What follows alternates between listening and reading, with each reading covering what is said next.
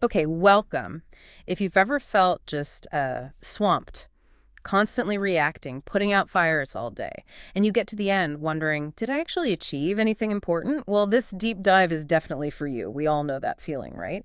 Busy, but maybe not actually productive. So our mission today is to look at a really powerful way to cut through all that noise, a framework to help you prioritize what truly matters.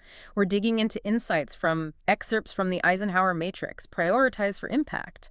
We've pulled out the key bits, the practical wisdom, the stuff that can really make a difference. That's right. And the Eisenhower Matrix, it's not just another checklist or time management gimmick.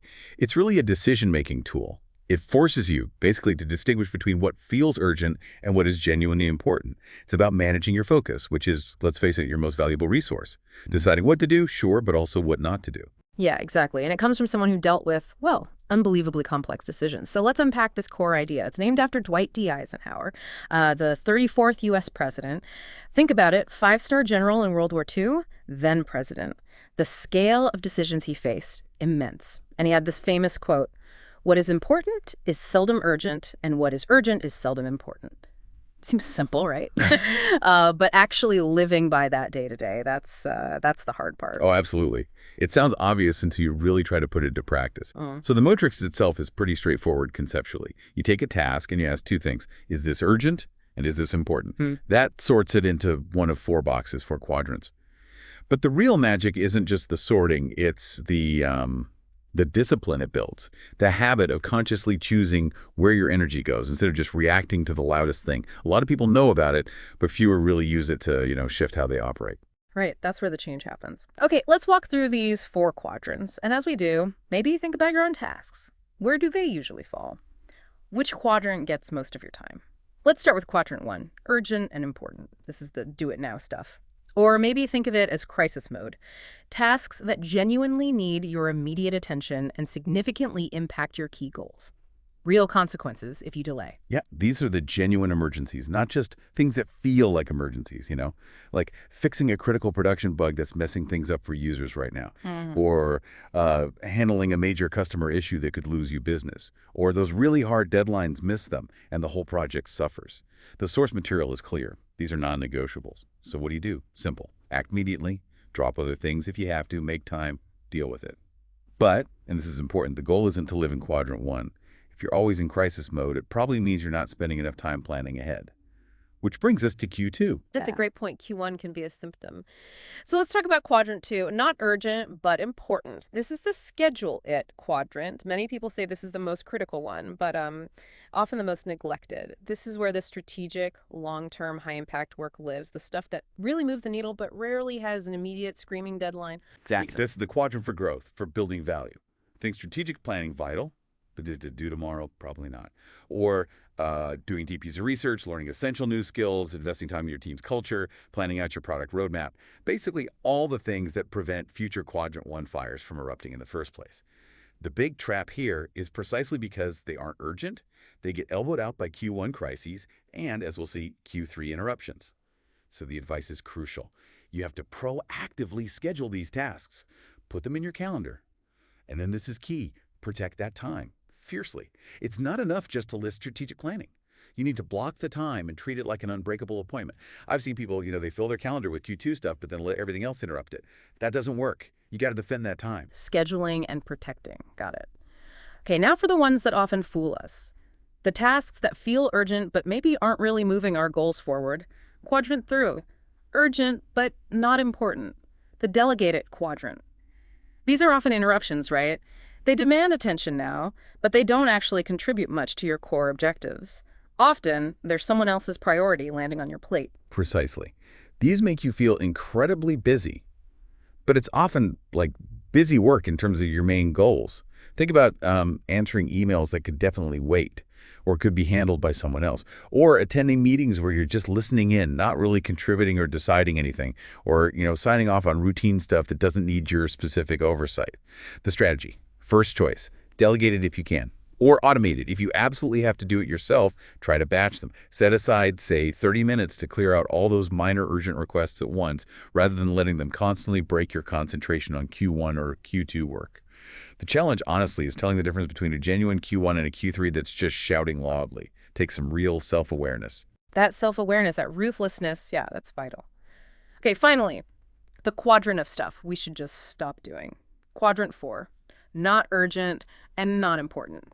The Yeah. eliminate it zone. These are just, well, distractions. They add no value. They aren't pressing. Pure time sinks. Oh, yeah, we all know these. Doom scrolling social media when you should be working. That's Q4. Watching random YouTube rabbit holes. Getting sucked into Slack arguments that have nothing to do with you. Attending meetings with no clear agenda or purpose. All quadrant 4.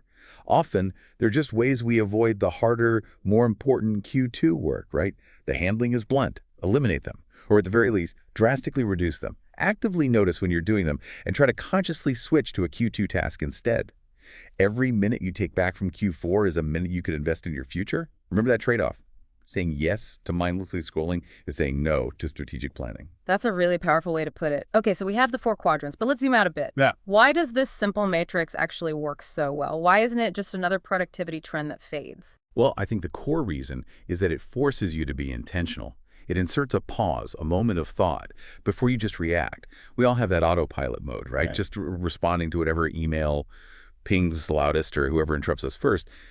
The matrix breaks that cycle by making you consciously ask, urgent, important, for everything. It shifts you from being purely reactive to being proactive and strategic. It's fundamentally a tool for managing your focus, deciding where to direct your attention. It's about making conscious choices, not just managing a list. That makes total sense. It's about the decision before the action. Okay, so for someone listening thinking, right, I need this, how do I actually start doing this tomorrow? What are the practical steps? Yeah, the source suggests a simple routine. Start of the day, maybe end of the day before, list out your tasks. Then go through the list. For each item, urgent, important, put it in the right quadrant. Then, and this is the doing part act, based on the quadrant, do the Q1s immediately. Schedule time for the Q2s. Delegate or batch the Q3s. And actively drop or ignore the Q4s. The real key, though, is doing it consistently, every day. It becomes a habit, a lens you use automatically. It's not a one-off fix. And this applies beyond just personal tasks, right?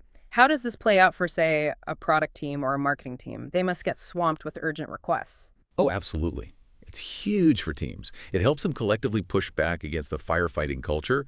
For instance, a last-minute feature request comes in from sales. It feels super urgent, right? Sales needs it. But the product team uses the matrix. Is it aligned with our strategic roadmap? Does it deliver core customer value right now? Maybe not. So for the product team, it might be Q3, urgent for sales, but not important for the product's core goals right now. Needs careful handling, maybe negotiation, not just an immediate yes. Ugh. Contrast that with, say, scheduling time for in-depth user interviews. Not urgent today, maybe, but those insights, they shape the entire future roadmap. That's classic Q2. It helps the whole team focus their collective energy on what builds long-term value, not just react to internal pressures. Wow, yeah. Seeing that difference, clearly urgent versus important, really can change everything. Your whole week, maybe your whole career direction even. It's about being deliberate. Exactly. And that leads to a really potent quote from the source material. Don't confuse motion with progress. Quote, just because something demands your attention doesn't mean it deserves it. So the question for you listening is, are you just staying busy? Are you in motion? Or are you actually making progress on what matters? The Eisenhower Matrix, then, is a tool to find that clarity, to cut through the chaos and consistently choose the things that truly move your needle. It's about being intentional. Use it consistently. And remember this final thought, maybe the most crucial one. Protect your quadrant 2 time like your future depends on it, because it does. Yeah. That's where your real goals, your vision, that's where it all actually takes shape. So take this framework, try applying it to your own life, your own work. See what happens when you focus on what truly matters. Thanks for tuning in. If you enjoyed this video and found it helpful, don't forget to like, comment, and share it, with others who might benefit too. To learn more about product management and digital marketing, make sure to subscribe and hit the bell icon so you never miss an update.